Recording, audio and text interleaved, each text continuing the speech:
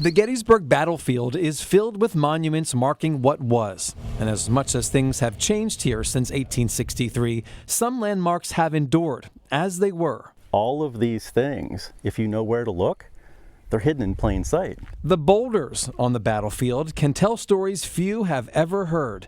And because they haven't moved, you can use them to see the past.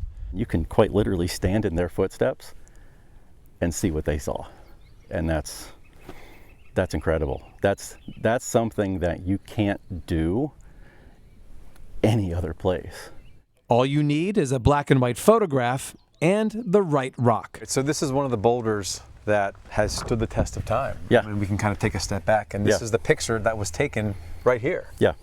Yeah, so this is a photo of one of the famous sketch artists of the Civil War time period. Alfred Woad sat on this boulder at the base of Devil's Den in the days after the battle to draw what he saw. Sketch artists were, to put it in modern terms, a war correspondent. Photographers who were here taking pictures of the remnants of the battle likely took Woad's picture as a courtesy. And is known here in Gettysburg as Woad Rock. The only rock on the battlefield named after someone. So here's another picture, and our vantage point is up here. Yeah, vantage point's up here. Another boulder near Devil's Den can help you frame up 3 pictures of the same fallen Confederate soldier. A choice by the photographers, possibly because few bodies were left in the area by the time they got there. We're documenting what was happening. Absolutely. And seeing it right here, it does take you right to that time. It's amazing. Historians believe the Confederate was likely Private John Rutherford Ashe from Georgia.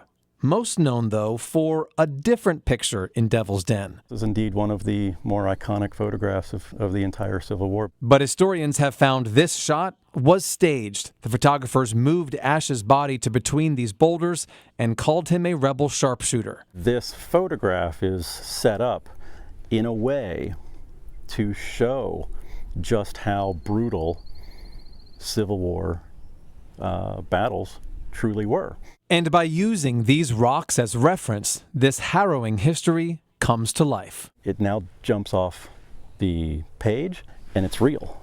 It's absolutely real, because there he is. He's right there. And that's as real as you can get.